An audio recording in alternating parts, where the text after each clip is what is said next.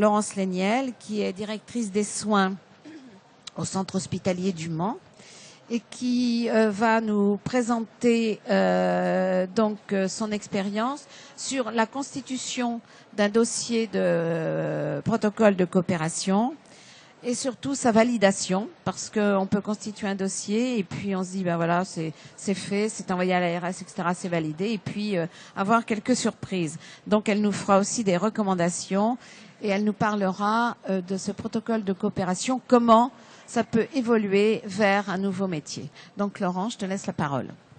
Merci. Donc, les coopérations professionnelles, l'initiation d'un dossier de coopération professionnelle, il faut être attentif au fait que le besoin est vraiment très spécifique à l'ensemble de la filière de prise en charge d'un patient et que et bien objectiver le besoin. C'est-à-dire, en fait, c'est quelle spécialité médicale est concernée par le transfert de compétences.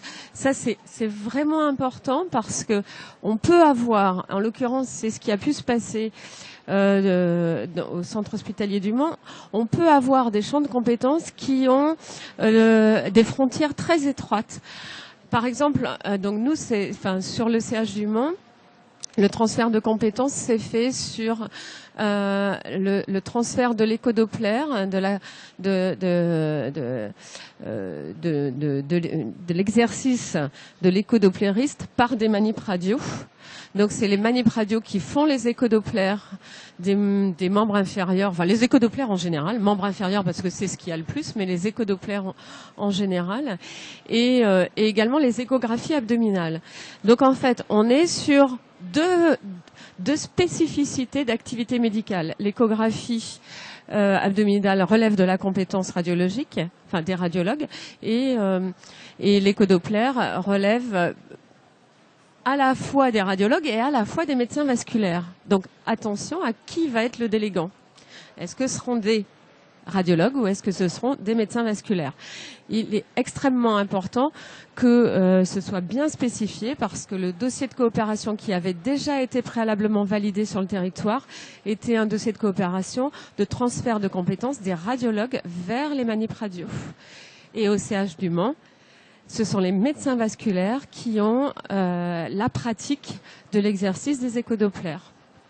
Donc voilà, c'est des subtilités, il faut être extrêmement vigilant sur la spécialité médicale qu'on doit transférer et qui s'engage en tant que médecin comme délégant vis-à-vis des manips radio. Il est important aussi de bien être attentif à quel est le savoir socle des professionnels de santé à qui on va transférer la compétence. Parce que dans les dossiers de coopération professionnelle, ce qui est très différent des pratiques avancées, la responsabilité reste sur le corps médical. Il y a bien sûr une responsabilité pour le délégué, il va avoir une responsabilité dans l'acte qu'il va faire, mais il n'empêche que l'ensemble de l'exercice de l'acte ou en tous les cas de la situation de prise en charge relève de la compétence médicale. Donc il est très important de savoir si les savoirs socles et le savoir-faire des professionnels à qui sont transférées les compétences est suffisant. Il est vrai que dans le dossier de coopération, il va falloir remplir un certain nombre d'éléments qui montrent qu'on a monté en compétence les professionnels de santé. Il n'empêche que c'est pas si simple de donner un savoir fondamental de connaissances et après dans la pratique de pouvoir être certain de l'acquisition en fait de l'ensemble de la situation et notamment pour des actes techniques, je sais que ça s'est fait au centre René Gauduchot aussi, pour des actes techniques plus on en fait et plus on est à l'aise. Et donc, on est bien dans l'expertise. Pour des actes techniques qui engendrent aussi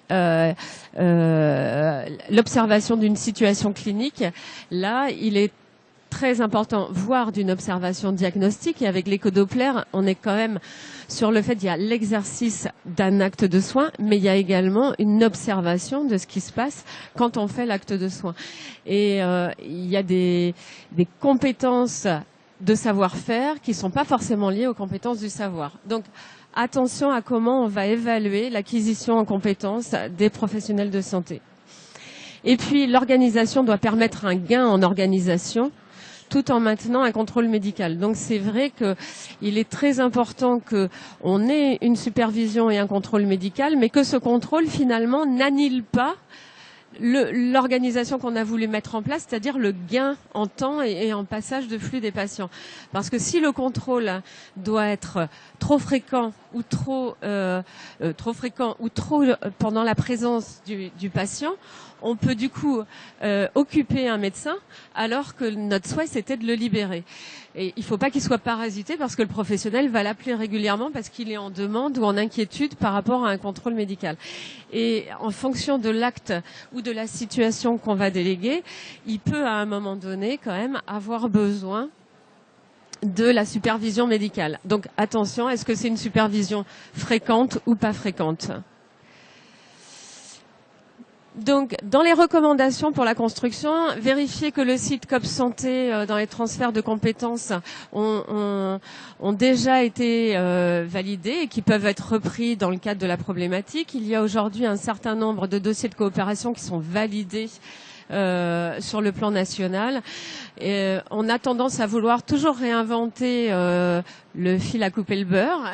Et parfois, il y a des dossiers de coopération avec des transferts de compétences qui peuvent être repris. Et c'est tout l'intérêt des dossiers de coopération, c'est qu'on puisse ne pas tout recommencer, mais reprendre un dossier de coopération et l'adapter à la situation ou à la problématique de l'établissement dans lequel on est. Vérifier, alors c'est quelque chose qui est très important et moi j'ai travaillé avec la représentante de l'ARS des Pays de la Loire parce que quand on veut faire un dossier de coopération, il faut penser aussi au fait qu'il puisse être repris justement par quelqu'un, que ça n'est pas une problématique unique pour l'établissement dans lequel on est, mais une problématique qui peut se retrouver et justement être transférée dans d'autres établissements ou dans d'autres territoires de santé nationaux et qu'on ne travaille pas uniquement pour une situation qui est une situation spécifique de l'établissement. Ça doit vraiment être reproductible et transférable. Oui ? On va peut-être laisser...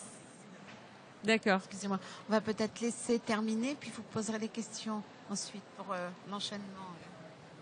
Et puis, comme disait Anne-Marie tout à l'heure, c'est très important d'inclure des indicateurs de suivi d'activité qui soient sensibles, stables et pratiques à suivre.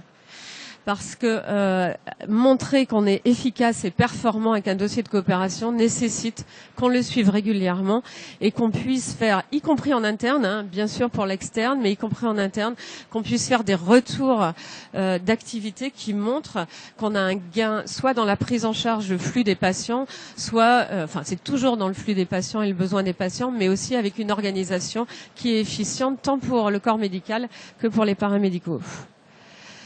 Donc inscrire l'activité dans une dimension pérenne, pas simplement à un moment donné avec des acteurs présents qui ont une volonté et donc ils vont porter le dossier de coopération et dès que ces personnes auront eu un parcours professionnel qui les fait potentiellement quitter l'établissement, le dossier de coopération meurt parce qu'il est plus porté. Donc là, il faut vraiment que le dossier de coopération soit centré sur des fonctions et sur des activités et non sur des personnes.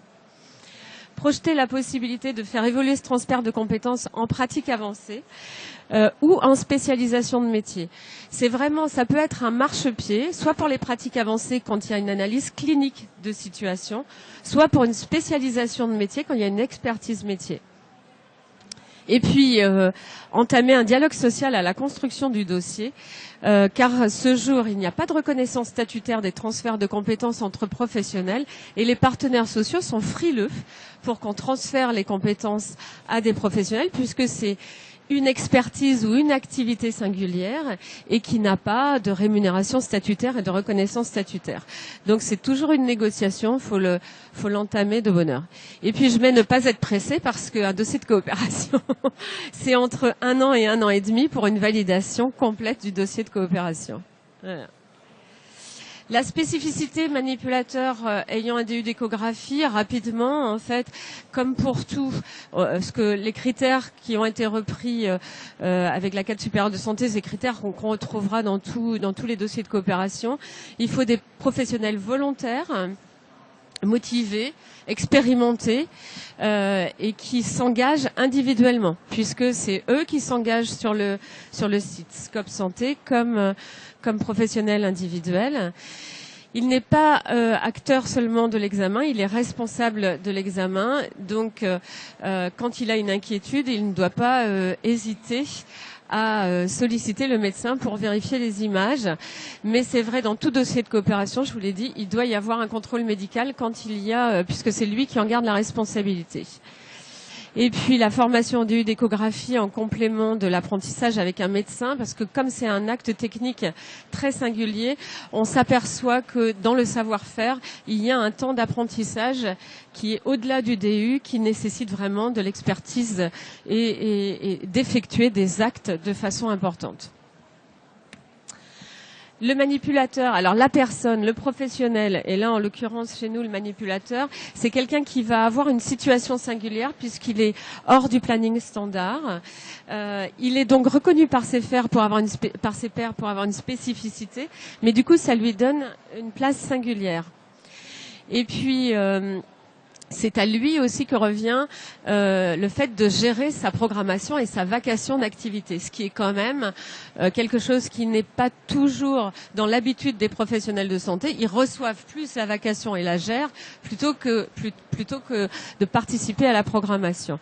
Donc c'est vraiment un champ de compétences et c'est pour ça qu'on arrive à une définition de profil de poste qui est spécifique au professionnel qui a une délégation de compétences.